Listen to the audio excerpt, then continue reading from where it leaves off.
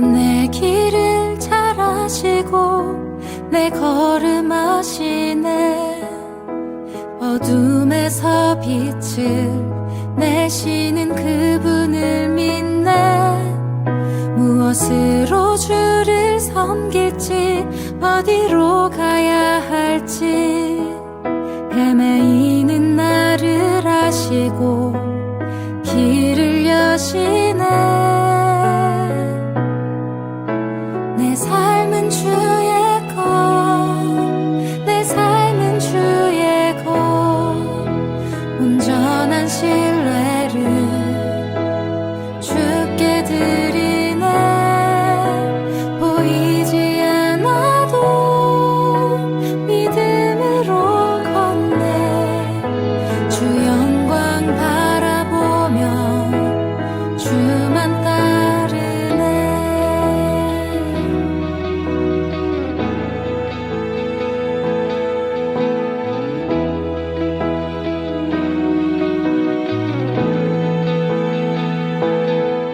주님 내 길을 잘 아시고 내 걸음 아시네. 어둠에서 빛을 내시는 그분을 믿네. 무엇으로 주를 섬길지 어디로 가야 할지 헤매이는 나를 아시고 길을 여시네. 내 삶은 주의 것, 내 삶은 주의 것, 온전한 신뢰를 주께 드리네. 보이지 않아도 믿음으로 걷네. 주 영광 바라보며 주만 따르네. 좁은 길을 따르라 승리의 주, 영원한 생명 되시네. 고난 중에 순종을 배워가며 너의 모든 삶 맡겨드리라. 좁은 길을 따르라 승리의 주, 영원한 생명 되시네. 고난 중에 순종을 배워가며 너의 모든 삶 맡겨드리라.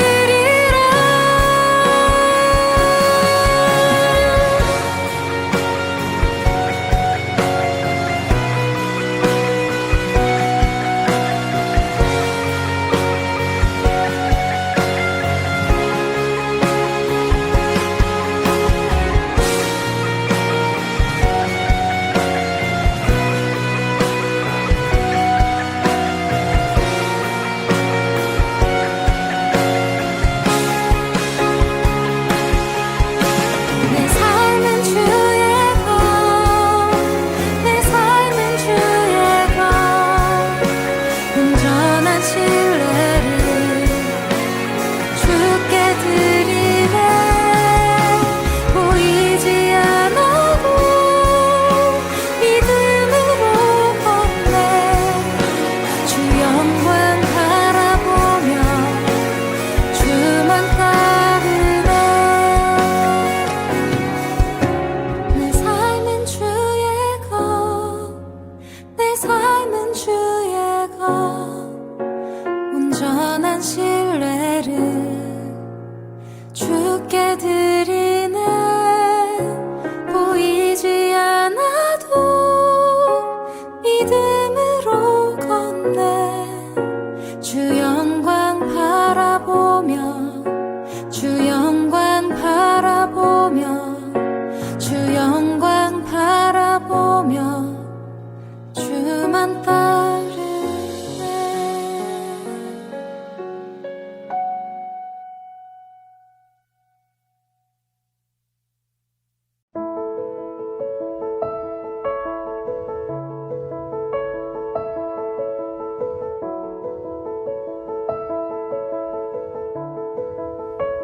너희는 너희가 하나님의 성전인 것과 하나님의 성령이 너희 안에 계시는 것을 알지 못하느냐? 누구든지 하나님의 성전을 더럽히면 하나님이 그 사람을 멸하시리라. 하나님의 성전은 거룩하니 너희도 그러하니라. 아무도 자신을 속이지 말라. 너희 중에 누구든지 이 세상에서 지혜 있는 줄로 생각하거든 어리석은 자가 되라. 그리하여야 지혜로운 자가 되리라. 이 세상 지혜는 하나님께 어리석은 것이니 기록된 바 하나님은 지혜 있는 자들로 하여금 자기 꾀에 빠지게 하시느니라 하였고, 또 주께서 지혜 있는 자들의 생각을 헛것으로 아신다 하셨느니라. 그런즉 누구든지 사람을 자랑하지 말라. 만물이 다 너희 것임이라. 바울이나 아볼로나 게바나 세게나 생명이나 사망이나 지금 것이나 장래 것이나 다 너희의 것이요 너희는 그리스도의 것이요 그리스도는 하나님의 것이니라. 아멘. 여러분, 연초에 우리가 대선 치르면서 윤핵관이라는 말을 참 많이 들으셨죠? 또 이획관이라는 말도 많이 들었고요. 누구누구의 핵심 관계자, 즉 측근을 뜻하는 말입니다. 과거에는 친박, 친이, 친문 이런 말도 있기도 했었죠. 이런 말들은 전부 핵심 권력에 의지해서 그 사람을 믿고 따르고 또 추종하겠다라고 하는 그런 말입니다. 그러다 보면 같은 당내에서도 서로 계파 간의 갈등이 생기기 마련인데요. 고린도 교회에서도 이러한 문제들이 있었던 것으로 보입니다.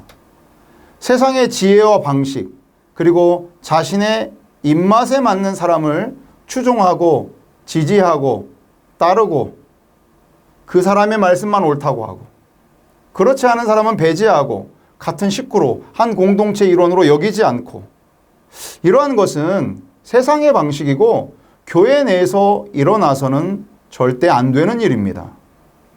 오늘 본문에서도 한결같이 그 세상의 지혜를 따르지 말 것과 사람을 자랑하지 말라고 이야기하고 있습니다. 우리는 주님의 것입니다. 우리는 하나님께 속한 사람들이고 그러기 때문에 하나님의 것입니다. 할렐루야.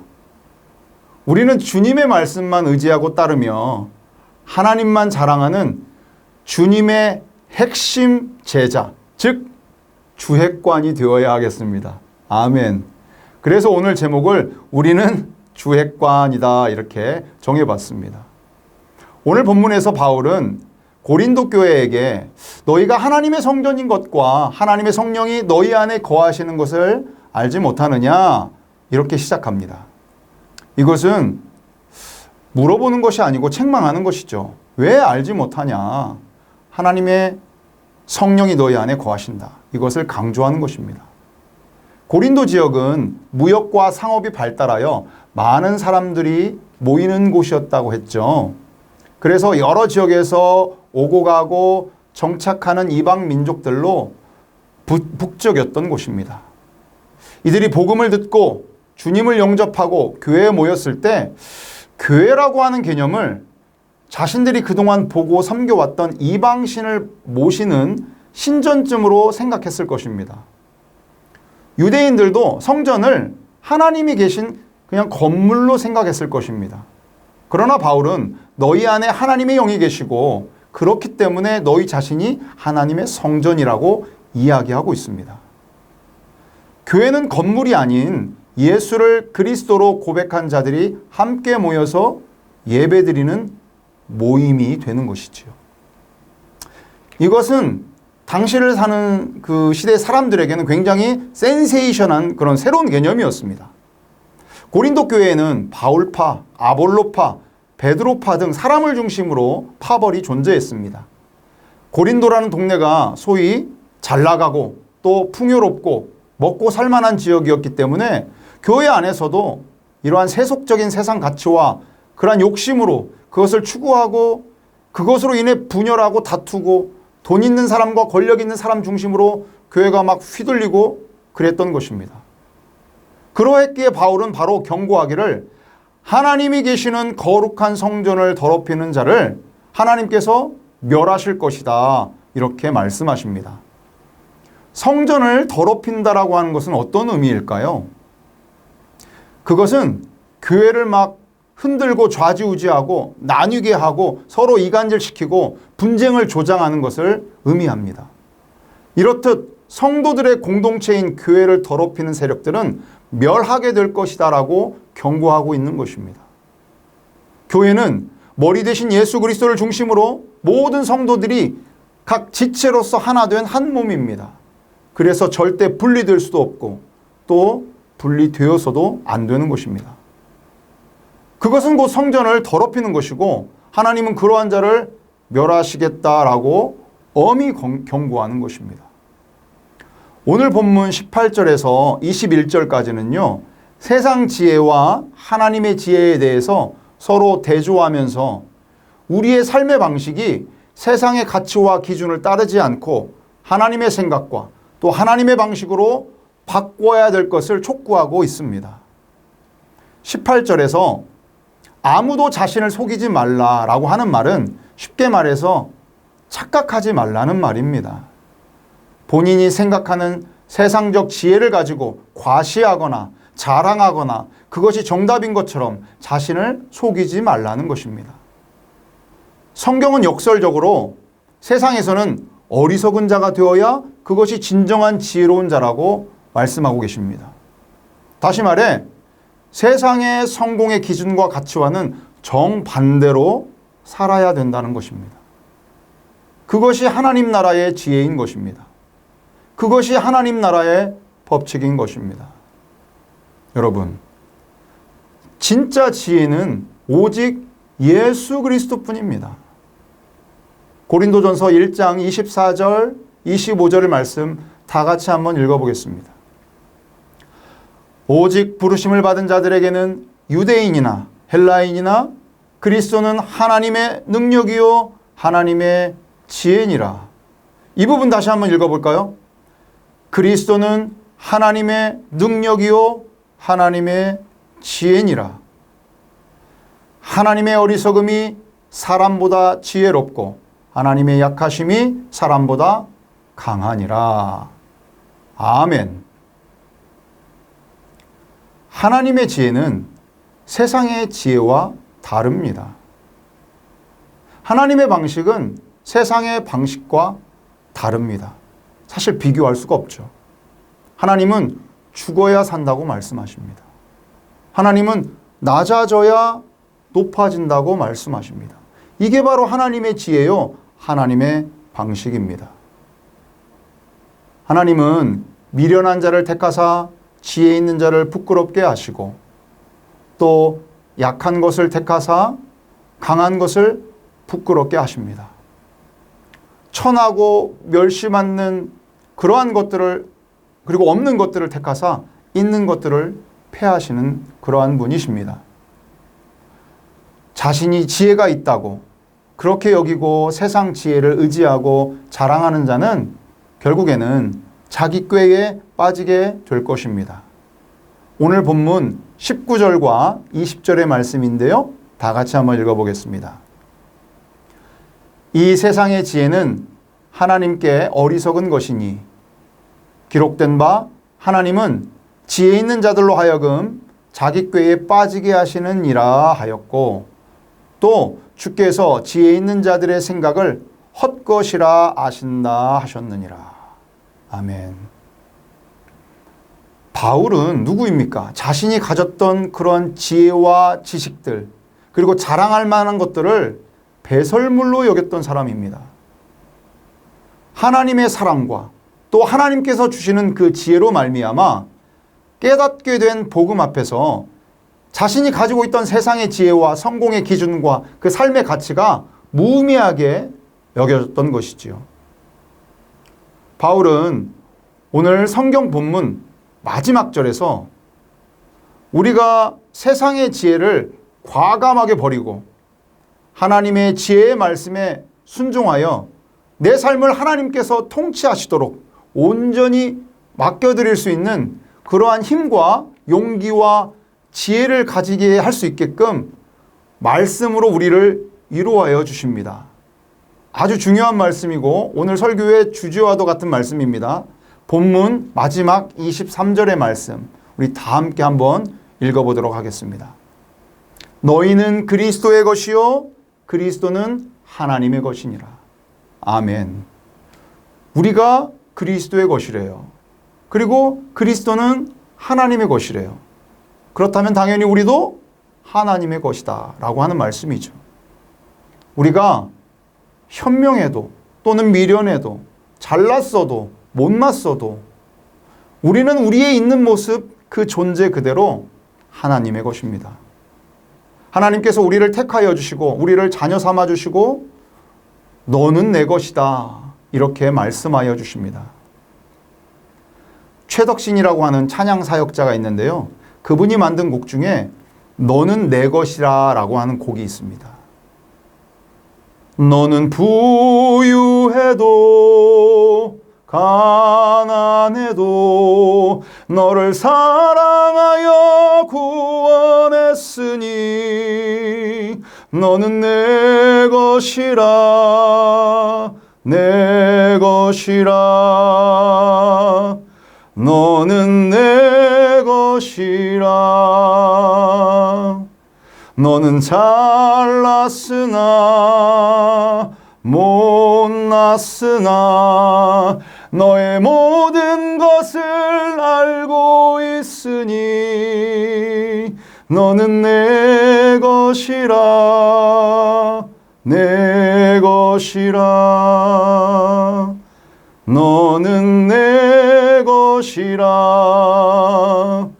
너는 내 것이라 내 것이라